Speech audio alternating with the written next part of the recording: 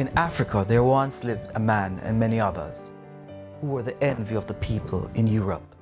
These men and their greatness were not mentioned in my history books back in Jamaica. The reality is that much of the history seemed to be missing. The history taught in the United States and the Caribbean often forgets to include elements in our history that would make us proud.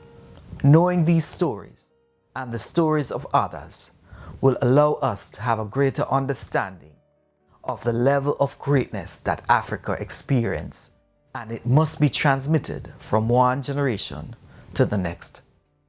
So I want every black person near or far, and those individuals who are white, to share this presentation so others can learn about the history of Africa, about Africa's richness, its intellect, its dominance. And let me say, the truth be told, the content of Africa experienced levels of productivity and wealth and excellence before its demise. This place of focus for this journey will be the ancient kingdom of Mali, which had broad boundaries that covered Senegal, Gambia, Nigeria, and other areas. This learning journey will also focus on the life of Mansa Musa, the Empire of Mali. Today, Mansa Musa is recognized as one of the richest men to ever walk the face of this earth, because this ruler at one point made Mali become the most significant state in Africa. Let us repeat the name Mansa Musa. Mansa Musa, because he was the African ruler who became widely known in Europe and in the Middle East. It is believed that Mansa Musa was born in 1280 into a powerful family. Mansa Musa became the ruler of Mali after King Abdul Bakar II went to sea and did not return. It is suggested that Mansa Musa did not claim the throne by a family line, but suggestions might have been by Abdul Bakar if he did not return for Mansa Musa to take over. Mansa Musa inherited a kingdom that was already prosperous. He did well by expanding on what he was given or left behind. His wealth increased based on massive deposits of gold and salt in Mali. The reality is that Mansa Musa controlled the gold in the region, and within this control there was a demand for gold in Europe. Based on the locality of Mali, Mansa Musa was able to control also the trading routes. Mansa Musa converted to Islam and conducted his pilgrimage to Mecca in 1324. He left his son in charge as he made the journey. Records indicate that he had a large entourage which included over 60,000 men. In the same number, there were 12,000 slaves. These slaves were dressed in beautiful Persian silk. Based on the research, it is estimated that he had over 500 slaves who carried a golden staff. The research indicates that Mansa Musa carried with him over 300 pounds of gold. And on this trip, he also had an army, camels, elephants, and 80 camels carried his gold. Much of the gold that Mansa Musa carried was given away as gift. It is said that he stopped at various points, and at certain points he gave royal officers a load of gold. Mansa Musa left so much gold behind that after leaving Cairo and they started to spend, the gold value fell. As a matter of fact, it is stated that the value of gold was depressed for 12 years. Mansa Musa's trip to and back from Mecca took 1 year. It is said that during Mansa Musa's reign, Mali became the most prosperous kingdom in Africa. During this time, more ideas regarding trade with North Africa, Spain, Egypt, and other countries emerged. Mansa Musa was seen back in his time as a leader with wisdom. He was efficient, and one of his greatness was his commissioning of some of the most outstanding architectural structures in Timbuktu. Yes, Timbuktu is a real place. These grand buildings would set the stage and the framework for Timbuktu to become the center of learning.